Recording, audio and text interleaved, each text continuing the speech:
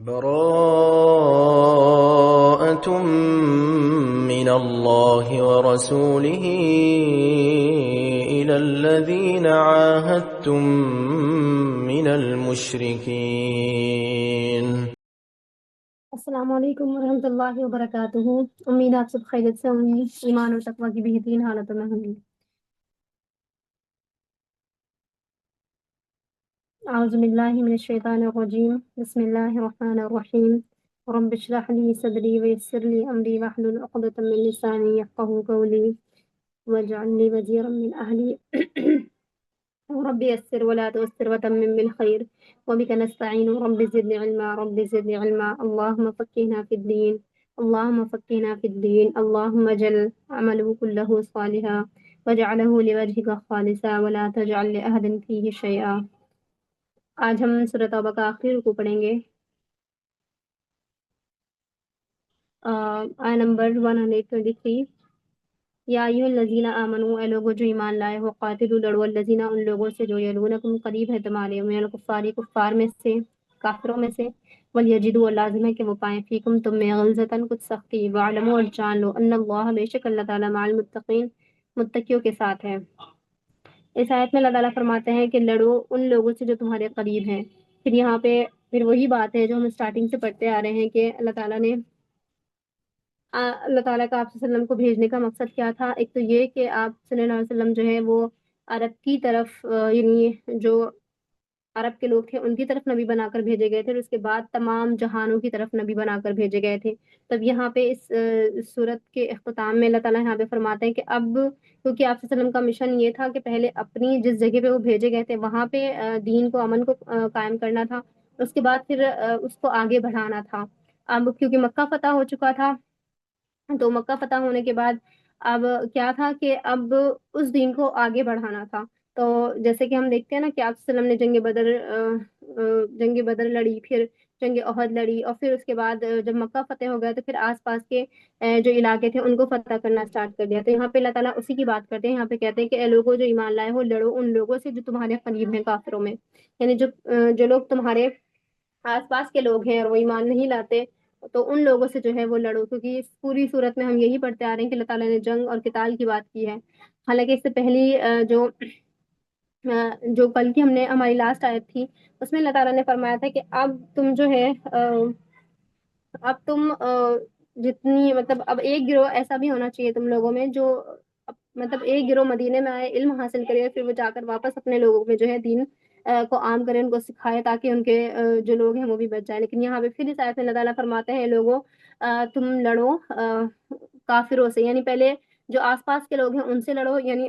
انسان اگر بہت ساری اس کو مصیبتیں ہیں اور بہت ساری مصیبتوں کو اسے فیس کرنا ہے تو پھر وہ سب سے پہلے کیا اس کی کوشش ہوگی کہ جو آسان مصیبت ہے، جو ہلکی ہے، پہلے وہ اس کو فیس کرے گا۔ تو اللہ تعالیٰ فرماتے ہیں کہ پہلے جو آس پاس کے لوگ ہیں، تو آپ صلی اللہ علیہ وسلم کی جو ہم زندگی دیکھتے ہیں تو اس میں بھی ہم دیکھتے ہیں کہ آپ صلی اللہ علیہ وسلم نے جو آس پاس کے جو پرابلم، جو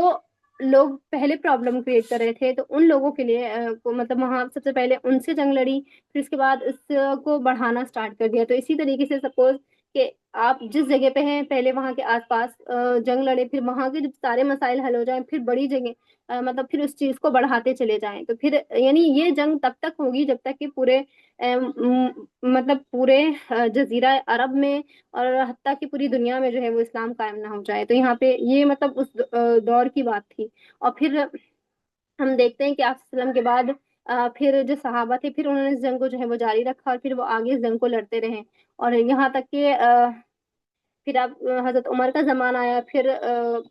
خلافت، اور پھر وہ جو بھی آگے جو چلتا رہا۔ لیکن یہ ہے کہ آپ صلی اللہ علیہ وسلم کے زمانے میں بھی یہی تھا کہ جہاں ہے پھر اس سے آگے لڑیں، پھر اس سے آگے لڑیں، اور پھر مطلب مین ریزن کیا تھا کہ آپ اس دین کو پھیلائیں، اور یہاں پہ اور پھر اس دین کو اس طریقے سے پھیلائیں کہ مطلب کافروں سے اس طریقے سے لڑیں کہ ان کے دلوں میں مطلب کچھ رعب، کچھ سختی جو ہے وہ مطلب وہ آپ کے اندر کچھ سختی پائیں، کچھ آپ کا رعب ان پر ہو۔ اور پھر آگے اللہ تعالیٰ فرماتے ہیں کہ اور جان لو یقینا اللہ تعالیٰ جو ہے متقیوں کے ساتھ ہے، یعنی اللہ تعالیٰ ان لوگوں کے ساتھ ہے، کیونکہ یہ بھی ہے نا کہ بعض دفعہ انسان کمزور پڑ جاتا ہے کچھ ہے، تو یہاں پہ اللہ تعالیٰ ان لوگوں کو تسلی دے رہے ہیں کہ یاد رکھو کہ اللہ تعالیٰ جو ہے ان لوگوں کے ساتھ ہے جو متقی ہیں، جو اللہ تعالیٰ کی راہ میں جدوجہد کرتے ہیں۔ وَإِذَا اور جب وَإِذَا مَا اور جب انزلت نازل کی جاتی ہے سورتن کوئی صورت فمنہم تو ان میں سے کچھ لوگ ہیں من یقولو جو کہتے ہیں ایکم تم میں سے کس کو زیادہ کیا اس نے حاضی اس نے ایمان نے فاما چنانچہ الذین جو لوگ آمنوا ایمان لائے فزادتہم تو زیادہ کیا اس نے ان کو ایمان میں فہم یستبشرون اور وہ بہت خوش ہوتے ہیں۔ پھر یہاں پہ اس آیت میں جو ہے ان لوگوں کی بات کی جا رہی ہے جو جب بھی کوئی صورت نازل ہوتی ہے کچھ بھی، اچھا یہ بھی ہے کہ جب قرآن نازل ہوتا تھا مومن جو ہے وہ کسی مسئلے میں ان کو کوئی مسئلہ درپیش ہوتا تھا وہ اس کے انتظار میں رہتے تھے، اور مطلب جب بھی کوئی صورت یا کچھ بھی نازل ہوتا تھا تو وہ اس انتظار میں رہتے تھے کہ اس میں ہمارے لیے کیا ہے، اور کوئی اللہ تعالیٰ کا کون سا حکم ہے، ہمارے لیے کون سی آسانی ہے۔ اور پھر یہ ہے کہ جو ایمان والے ہوتے ہیں تو وہ جب بھی کوئی صورت یا کوئی آیت نازل کی جاتی ہے تو وہ اس میں خوش ہوتے ہیں، اور پھر وہ ایک دوسرے سے سوال کرتے ہیں کہ کیا تمہیں اس بات نے یا اس نے تمہیں مطلب کس چیز میں اس نے تمہیں زیادہ کر دیا۔ تو یہاں پہ اللہ تعالیٰ ان لوگوں کو کیٹیگرائز کر رہے ہیں جو لوگ ایمان والے ہوتے ہیں، تو جب بھی کوئی صورت یا کوئی آیت نازل کی جاتی ہے تو وہ ان کے ایمان کو بڑھاتی ہی ہے۔ جیسے ہم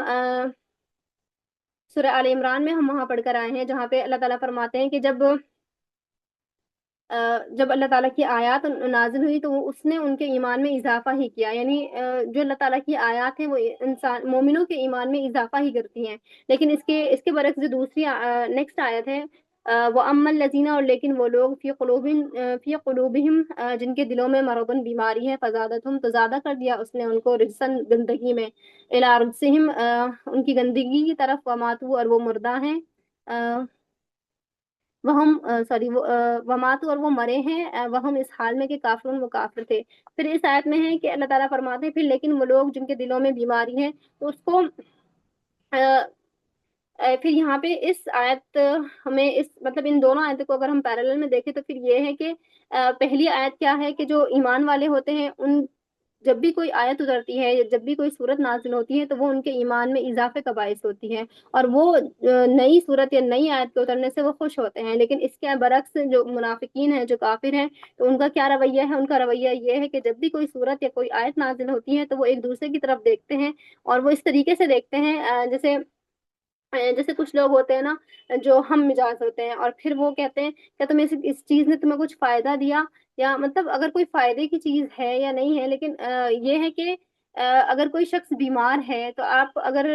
اس کو کتنی اچھی آپ ڈائٹ دیں لیکن اگر اس کے اندر مرض ہے تو وہ اچھی ڈائٹ بھی اس کو فائدہ نہیں دے گی، لیکن کوئی صحت مند ہے اور آپ اس کو نارمل ڈائٹ بھی دیں تو اس کو وہ بھی فائدہ دے گی۔ اگر بیماری انسان کے مطلب بیماری کا علاج نہ کیا جائے اور پھر چاہے وہ انسان کتنی ہی اچھی غذائیں لے لیکن اس کو فائدہ نہیں دیتی، تو اسی طریقے سے یہاں پہ اللہ تعالیٰ فرماتے ہیں کہ ان لوگوں کی مثال ایسی ہے جو کافر ہیں یا جو منافقین ہیں کہ جب بھی کوئی آیت اترتی ہے تو وہ ایک دوسرے کو دیکھتے ہیں، اور وہ آیتیں حالانکہ قرآن جو ہے وہ بہت بہترین ہے لیکن اس کے باوجود بھی وہ ان کے ایمان میں اضافے کا باعث نہیں ہوتا، بلکہ وہ ان کو اور گندگی میں حد سے زیادہ جو ہے وہ بڑھ جاتا ہے، مطلب وہ بڑھ جاتے ہیں اور وہ ان میں ان کی بیماری میں اضافے کا ہی باعث ہوتی ہے۔ تو یعنی جو کافر ہوتے ہیں ان کے اوپر چاہے آپ کتنا ہی اچھا وہ مطلب کتنا ہی اچھا قرآن کتنی اچھی بات ان کو بتا دیں، لیکن جب جس کے دل میں بیماری ہوتی ہے تو اس پہ وہ اثر نہیں کرتی۔ اور اس کو ہم ایک طریقے سے اس طریقے سے بھی سمجھ سکتے ہیں کہ سپوز کوئی زمین بہت اچھی ہے، جب اس پہ بارش پڑتی ہے تو اگر وہ زمین ہموار ہے اور اچھی ہے تو پھر اس پہ تھوڑا پانی بھی جو ہے وہ اس کو سراہت کرتا ہے، اس میں اچھی چیزیں اس میں سے نکل کر آتی ہیں، لیکن اگر وہی بارش اگر کسی پتھر پہ پڑتی ہے تو وہ اس پتھر سے کچھ بھی نہیں ہوتا۔ تو یہاں پہ اللہ تعالیٰ فرماتے ہیں کہ جو لوگ بیمار ہیں جن کے دلوں میں مرض ہے جن کے دلوں میں بیماریاں ہیں تو ان کو اللہ تعالیٰ کی آیات جو ہے وہ کوئی فائدہ نہیں دیتی، بلکہ ان کے کفر میں اور ان کے منافقت میں وہ اضافے کا ہی باعث ہوتی ہیں۔ اور یہاں پہ اللہ تعالیٰ فرماتے ہیں کہ وہ اسی گندگی میں یعنی اسی حال میں جو ہے وہ مر جاتے ہیں۔ تو یہاں پہ یہ سمجھنے کی بات ہے کہ انسان کو یہاں پہ اپنا دل کے بارے میں اپنے دلوں کو دیکھنا چاہیے کہ جب انسان اگر اس کا دل صاف ہوتا ہے تو اس کو چھوٹی سی بات بعض دفعہ ہم بہت زیادہ پریشان ہوتے ہیں تو ہمیں ایک چھوٹی سی آیت بھی جو ہے وہ بہت ہمارے دل کو سکون دیتی ہے، اور بعض دفعہ ہم ہمارے پاس بڑی بھی پرابلم ہو لیکن ہمارے دل اگر صاف نہ ہو تو ہمیں وہ چھوٹی آیت بھی جو ہے وہ ہمیں پھر اتنا اثر نہیں کرتی. اور حدیث میں آتا ہے، امام انس بن مالک کے بارے میں آتا ہے، وہ کہتے ہیں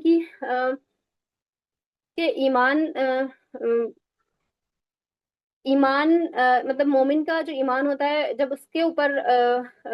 مطلب مومن کا جو دل ہوتا ہے وہ ایسا ہوتا ہے کہ جب اس کو کوئی آیت سنائی جاتی ہے تو پھر وہ اس کے دل پر جو ہے ایک وائٹ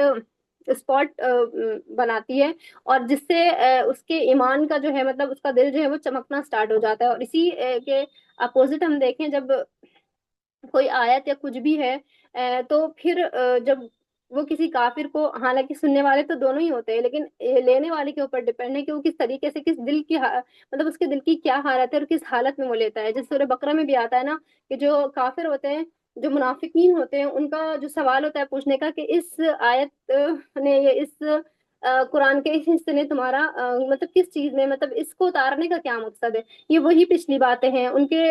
مطلب ان کے سمجھنے کا جو کانٹیکسٹ ہے وہ یہی ہے کہ پھر وہی پچھلی اور پرانی باتیں ہیں. حالانکہ اللہ تعالیٰ اگر کوئی بات اگر قرآن میں ریپیٹ بھی ہوتی ہے تو اس کے بتانے کا جو مقصد ہے وہ ڈفرینٹ ہوتا ہے. ہر جگہ آپ کو ایک ہی، بھلے ہی آیتیں وہ سیم ہوں لیکن اس کا کانٹیکسٹ ڈفرینٹ ہوتا ہے. وہ پہلے کسی اور مقصد کے لیے اتاری گئی تھی، دوبارہ کسی اور مقصد کے لیے اتاری گئی ہے.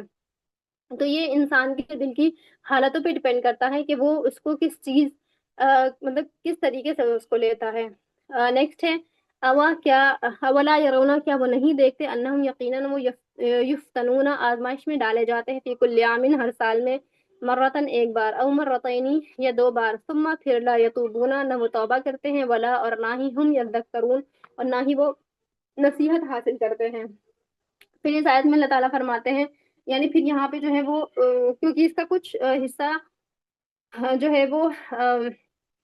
مکہ میں نازل ہوا تھا، لیکن حالانکہ ہم اس کو مدنی صورت ہی کہتے ہیں، لیکن بعض روایت میں آتا ہے کہ یہ مکی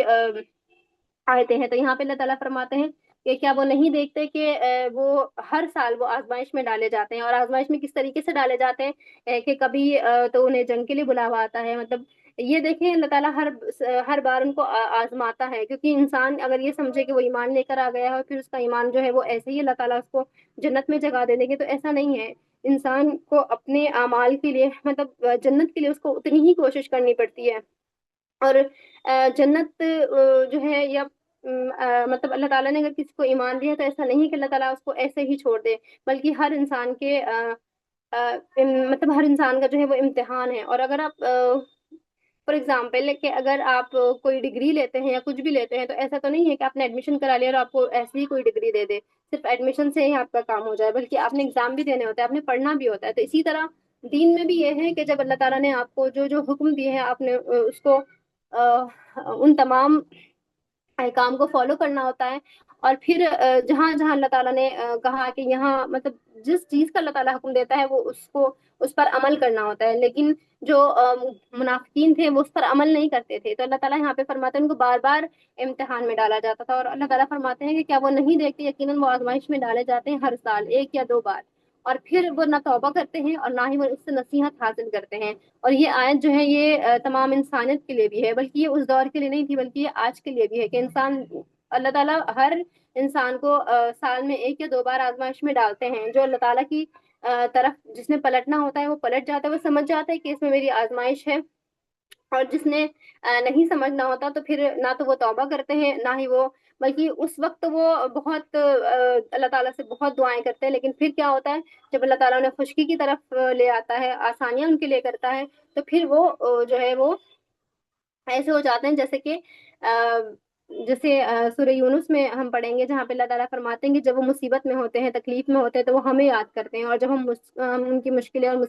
مصیبتوں کو دور کر دیتے ہیں تو وہ ہمیں بھول جاتے ہیں. تو یہاں پہ بھی اللہ تعالیٰ فرماتے ہیں کہ یہ آزمائشیں جو ان کو بار بار دی جاتی ہیں، یا انسان کی زندگی میں جو بھی آزمائش آتی ہے تو اس کا ریزن یہ ہوتا ہے کہ انسان اس پہ غور و فکر کرے اور دیکھے کہ میرے کس عمل کی، کیونکہ اللہ تعالیٰ فرماتے ہیں نا قرآن میں، حدیث میں بھی آتا ہے کہ اللہ تعالیٰ ظالموں میں سے نہیں ہے، وہ کسی پر جو ہے وہ ظلم نہیں کرتا، بلکہ انسان کے اپنے اعمال ہیں جس کی وجہ سے اس کو مطلب جو بھی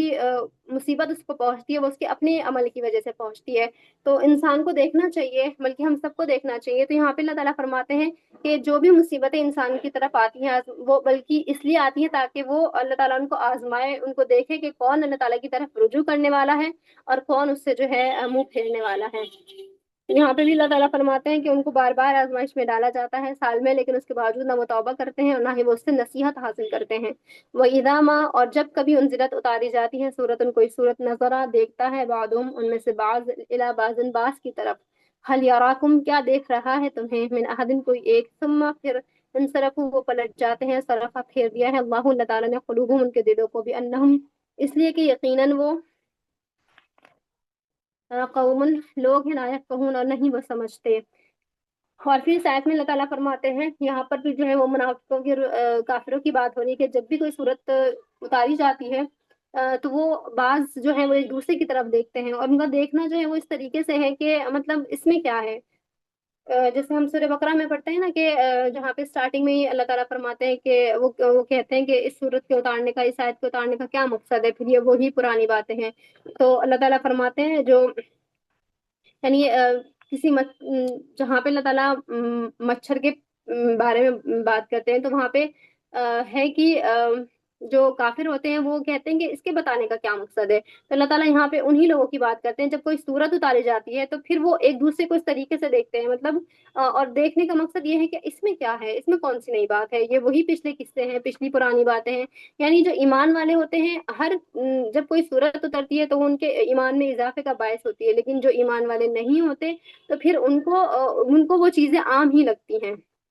تو اللہ تعالیٰ یہاں پہ فرماتے ہیں کہ وہ ایک دوسرے کو ایسے دیکھتے ہیں اور پھر پلٹ جاتے ہیں، یعنی وہ سمجھتے ہیں کہ اس میں تو کچھ نہیں ہے، وہ تو پرانی ہی باتیں ہیں، اور پھر وہ اس سے واپس پلٹ جاتے ہیں۔ اور آگے اللہ تعالیٰ فرماتے ہیں کہ وہ پلٹتے نہیں ہیں بلکہ اللہ تعالیٰ نے ان کے دلوں کو پھیر دیا ہے، اور اس لیے کہ یقیناً وہ لوگ جو ہیں وہ سمجھتے نہیں ہیں، وہ عقل نہیں رکھتے۔ یعنی وہ عقل ہم دیکھتے ہیں نا کہ جو مکہ کے لوگ تھے، سوری مکہ اور مدینے دونوں جگہ کے جو لوگ تھے، تو بلکہ آپ صلی اللہ علیہ وسلم مکہ میں کتنے سال رہے ہیں، تقریباً کوئی 13 سال آپ صلی اللہ علیہ وسلم مکہ میں رہے، لیکن اس کے باوجود جبکہ جو مکی صورتیں ہیں اگر آپ ان کو دیکھیں تو وہ بعض میں اتنا جنت اور جہنم کا اتنا ذکر ہے، لیکن اس کے باوجود بھی وہ اس کو سمجھتے نہیں ہیں۔ تو یہاں پہ اللہ تعالیٰ فرماتے ہیں کہ جب سورت کوئی اترتی ہے تو اس پہ وہ غور و فکر نہیں کرتے۔ جیسے مکی جو صورتیں ہیں اس میں اللہ تعالیٰ نے اپنی تخلیق کے بارے میں بیان کیا ہے، اور آپ اگر مکہ کے لوگوں سے اس وقت اگر پوچھا جاتا تھا کہ اس تمام جہاں کا مالک کون ہے، خالق کون ہے، تو وہ کہتے تھے کہ اللہ، لیکن اس کے ساتھ یہ جانتے ہوئے بھی وہ اللہ تعالیٰ کے ساتھ لوگوں کو شریک ٹھہراتے تھے۔ تو یہاں پہ اللہ تعالیٰ جو ہے اس بات کو فرماتے ہیں کہ پھر یہ لوگ مطلب سب جاننے کے باوجود جو کسی چیز کو نہیں سمجھتا تو پھر یہی ہے نا کہ وہ بے عقل ہے۔ تو اللہ تعالیٰ یہاں پہ فرماتے ہیں کہ پھر اللہ تعالیٰ نے ان کے دلوں کو پھیر دیا کہ یقیناً وہ ایسے لوگ ہیں جو سمجھتے نہیں ہیں، جو عقل ہی نہیں رکھتے، جو اپنی عقل کا استعمال نہیں کرتے۔ لقد جاءکم، اور بلا شبہ یقیناً آئے ہیں تمہارے پاس، رسول ایک عظیم رسول، من انفسہم خود تم میں سے، عزیز گراں ہے علیہ اس پر، ما عنتم جو تم مشقت میں پڑو، حریص بہت حرص رکھنے والا ہے، علیکم تم پر، بالمؤمنین اور مومنوں پر، رعوف بہت شفقت کرنے والا ہے، رحیمون اور نہایت مہربان ہے۔ پھر یہاں پر جو ہے آپ صلی اللہ علیہ وسلم کے بارے میں بات ہو رہی ہے، اور یہاں پر آپ صلی اللہ علیہ وسلم کے بارے میں بتایا جا رہا ہے، کہا جا رہا ہے کہ تم نہیں سمجھتے، سوری یہاں پہ کہا جا رہا ہے کہ بلا شبہ تمہارے پاس ایک عظیم رسول آئے ہیں خود تم میں سے ہی، اور یہاں پہ جو یہ بات کہی گئی ہے، جبکہ جہاں بھی قرآن میں آپ دیکھیں گے تو وہاں پہ یہی ذکر ہوتا ہے، یہی ایک بات ہوتی ہے، اللہ تعالیٰ فرماتے ہیں کہ تم ہی میں سے اللہ تعالیٰ نے رسول بھیجا ہے، اور تم ہی میں سے رسول بھیجنے کا مقصد کیا تھا، تاکہ ان لوگوں کے پاس کوئی عذر نہ رہے۔ ہم سورہ انعام میں پڑھ کر آئے ہیں جہاں پہ اللہ تعالیٰ فرماتے ہیں کہ اگر ہم ان میں سے کوئی رسول نہ بھیجتے تو پھر یہ کل کے دن کو ہم سے یہ سوال کرتے کہ یہ رسول تو ہمارے پاس نہیں تھا، یہ ہمیں تو کوئی کتاب نہیں دی تھی، کیونکہ اللہ تعالیٰ ان کے رویوں کو اور ان کو بہتر جانتے ہیں۔ اور سورہ انعام میں ہم نے جہاں پہ پڑھا ہے، جہاں پہ اللہ تعالیٰ فرماتے ہیں کہ یہ لوگ پھر یہ کہتے ہیں کہ ہمارے پاس کوئی رسول کیوں نہیں بھیجا؟ اگر ہمیں کوئی کتاب دی جاتی، اہل کتاب کو جس طرح سے طریقے سے کتاب دی گئی، ہمیں کوئی کتاب دی جاتی تو ہم اپنے رسول کی جو ہے بہت ہم اس کی بہت عزت کرتے، اس کا بہت احترام کرتے. انہوں نے تو قدر ہی نہیں کی، انہوں نے تو ایسے مطلب انہوں نے رسول کے ساتھ اچھا معاملہ نہیں کیا. تو اللہ تعالیٰ فرماتے ہیں کہ ہم نے تم ہی میں سے تمہارے اندر سے ہی ایک رسول بھیجا ہے، اور لیکن اور وہ رسول کیسا رسول ہے کہ جس پر گرا ہے، وہ مطلب تمہیں مشقت میں نہیں دیکھنا چاہتا. اور یہاں پر جو مشقت کی بات ہے وہ یہ ہے کہ آپ صلی اللہ علیہ وسلم جو ہے ایک تو یہ کہ آپ صلی اللہ علیہ وسلم تمام جہان مطلب تمام جہانوں کے لیے رسول بنا کر گئے ہیں، اور اس میں صرف انسان نہیں ہے بلکہ انسان اور جن دونوں کی بات یہاں پہ ہوتی ہے. اور انشاءاللہ ہم آگے بھی پڑھیں گے، اور آپ میں سے اکثر لوگ جانتے بھی ہوں گے کہ قرآن کے بعض حصے میں اللہ تعالیٰ فرماتے ہیں کہ جب اس قرآن کو جو ہے وہ جنہوں نے سنا تو پھر وہ بھی جو ہے حیرت میں پڑ گئے، اور پھر انہوں نے اپنی قوم کو جو ہے وہ جا کے دعوت دی. تو ایسا نہیں ہے کہ آپ کا میسج صرف ان لوگوں کے لیے ہے، مطلب انسانوں کے لیے، بلکہ ایسا بھی ہو سکتا ہے کہ آپ کسی جس کو میسج دینا چاہ رہے ہیں وہ اس میسج کو نہ لے اور کوئی دوسرا جو ہے اس میسج کو لے لے.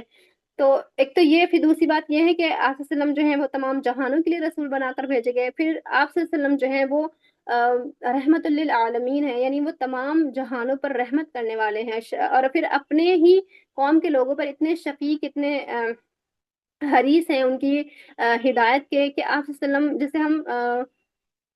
سورہ کہف میں آتا ہے کہ آپ صلی اللہ علیہ وسلم سے کہا جاتا ہے کہ اگر یہ لوگ ایمان نہیں لائیں گے تو آپ اپنی جان کو بھلا ہی بیٹھیں گے. آپ ان کی مطلب آپ اتنی، آپ صلی اللہ علیہ وسلم کو اتنا غم ہوتا تھا، اتنی ٹینشن ہوتی تھی کہ بات سمجھتے کیوں نہیں ہے. اور جس شخص کو حقیقت کا پتہ چل جاتا ہے کہ جنت اور جہنم جو ہے وہ مطلب جہنم جو ہے وہ ایک بہت بڑی چیز ہے، اور پھر انسان کو جب کسی بھی کو اگر اس میں آپ صلی اللہ علیہ وسلم نہیں، اگر کوئی مومن ہو اس کو یہ پتا چل جائے کہ جہنم ایسی چیز ہے تو اس کی یہ کوشش ہوتی ہے کہ بس میں جس کو کہوں وہ ایمان لے کر آ جائے، لیکن ایمان اور ہم جس کو کہیں وہ ہدایت لے کر آ جائے یا اس کو ہدایت مل جائے. لیکن ہدایت ہمارے ملنے سے نہیں ملتی ہے، ہدایت اللہ تعالیٰ کے دینے سے اور انسان کے خود اپنے چاہنے سے ہدایت ملتی ہے. تو اللہ تعالیٰ یہاں پہ فرماتے ہیں کہ وہ جو نبی تمہارے بیچ پہ بھیجا گیا ہے وہ ایک عظیم رسول ہے، اور تم ہی میں سے بھیجا گیا ہے تاکہ تمہارے پاس کوئی عذر نہ ہو، تاکہ کل کو تم یہ نہ کہہ سکو کہ ہم میں سے رسول کیوں نہیں بھیجا. اور پھر آگے اللہ تعالیٰ فرماتے ہیں کہ جب تم مشقت میں پڑتے ہو تو وہ اس پر گرا گزرتا ہے، یعنی جب تمہیں کوئی تکلیف پہنچتی ہے یا تمہیں کوئی تکلیف پہنچے تو پھر اس کو برا لگتا ہے. اور جیسے ایک حدیث میں آتا ہے کہ آپ صلی اللہ علیہ وسلم فرماتے ہیں کہ میں تمہیں تمہاری پشتوں سے کھینچ کھینچ کر جو ہے وہ تمہیں جہنم سے نکالتا ہوں، اور تم مجھ سے ہاتھ چھڑا کر جو ہے جہنم کی طرف جاتے ہو. اور یہاں پہ آگے اللہ تعالیٰ فرماتے ہیں حریصن بہت ہی رس رکھنے والا ہے علیکم تم پر، یعنی یہاں پہ کہا جاتا ہے کہ تم پر بہت ہی رس رکھنے والا ہے، یعنی تمہارے بارے میں اتنا حریص ہے کہ بس کسی طریقے سے یہ ایمان لے کر آ جائے. ہم آپ وسلم کی مکہ کی زندگی دیکھتے ہیں کہ کتنے آپ وسلم نے وہاں پہ کتنا صبر کیا، کتنی جد و جہد کی کہ کسی طریقے سے یہ لوگ سمجھ جائے، کسی طریقے سے یہ لوگ ایمان لے کر آ جائے. کسی مطلب اتنی 13 سال ایک جگہ اپنے اسپینڈ کرنا اور پھر وہاں سے بالکل مایوسی کے ساتھ لوٹ کر آنا، تو یہ بہت بڑی بات ہوتی ہے. اگر ہم اپنی بات کریں تو ہم کسی کو ایک ہفتہ بھی اتنا انسسٹ نہیں کر سکتے. اگر کوئی ایک ہفتہ مشکل سے اگر کوئی ہم کسی کو روز بھی بتائیں، اگر ایک دن وہ نہیں مانتا، 2 دن نہیں مانتا، تو تیسرے دن تو ہم خود ہی گیو اپ کر دیتے ہیں. لیکن آپ صلی اللہ علیہ وسلم اتنے شفیق، اتنے رحم کرنے والے تھے کہ 13 سال ان لوگوں کے درمیان رہے، ان کی اذیتیں برداشت کی، ان کی اور کتنی تکلیفیں ان کو آپ صلی اللہ علیہ وسلم نے دی، سوری آپ صلی اللہ علیہ وسلم نے آپ صلی اللہ علیہ وسلم کو ان لوگوں نے تکلیفیں پہنچائی. لیکن اس کے باوجود بھی آپ صلی اللہ علیہ وسلم اتنے حریص، اتنے شفیق تھے. جیسے ہم طائف کا واقعہ پڑھتے ہیں جہاں پہ آتا ہے کہ آپ صلی اللہ علیہ وسلم جب طائف گئے تو پھر وہاں کے لوگوں نے ان کے ساتھ کس طریقے سے بہیو کیا، تو اس پر آپ صلی اللہ علیہ وسلم کے پاس جو ہے وہ فرشتے اللہ تعالیٰ نے بھیجے اور پھر ان سے کہا کہ آپ جو حکم دیں گے ہم ان کے ساتھ وہی معاملہ کریں گے. تو اس پر آپ صلی اللہ علیہ وسلم نے کہا تھا کہ نہیں، مجھے امید ہے کہ شاید یہ نہ لے کر آئے ایمان، لیکن ان کی اولادوں میں سے کوئی ایمان لے کر آئے. تو یہاں پہ یہ دیکھنے والی بات ہے کہ آپ صلی اللہ علیہ وسلم جو ہے وہ کتنی اپنے مطلب مومنوں پر جو ہے وہ کتنے حریص ہے، کتنے شفیق ہے، کتنے رحم کرنے والے ہیں اور کتنے مہربان ہیں. نیکسٹ آیت ہے فَإِن، پھر اگر طلّٰع وہ منہ پھیر لیں، فقل تو آپ کہہ دیں حسبی اللہ، کافی ہے مجھے اللہ تعالیٰ، لا الہ نہیں کوئی معبود، الا سوائے ہوا اس کے، علیہ اسی پر توکلت میں بھروسہ کرتا ہوں، وہوا اور وہی رب العرش العظیم، رب ہے عرش العظیم کا. پھر اس آیت میں اللہ تعالیٰ فرماتے ہیں کہ پھر اگر وہ منہ موڑ لیں، یعنی ایک تو یہ کہ آپ وسلم کی کوالٹی بتائی جا رہی ہے کہ آپ وسلم جو ہے کتنے تم ہی میں سے ایک عظیم رسول بھیجا ہے، اور پھر یہ اس کا ایک یہ بھی ہے کہ جب آپ وسلم مدینہ بھیجے گئے تھے تو کیونکہ عبداللہ بن ابئی جو ہے اس ٹائم پہ سردار بننے والے تھے، اور عبداللہ بن ابئی جب اور عبداللہ بن ابئی اور اس کے ساتھی جو ہے مطلب وہاں پہ عبداللہ بن ابئی کی تاج پوشی وغیرہ کچھ ہونی تھی، اور کیونکہ وہ سردار چن لیے گئے تھے، بس کچھ فارمیلٹیز تھی جو رہنی تھی، مطلب ہونے والی تھی، لیکن پھر آپ وسلم وہاں پہنچ گئے، اور پھر عبداللہ بن ابئی کا جو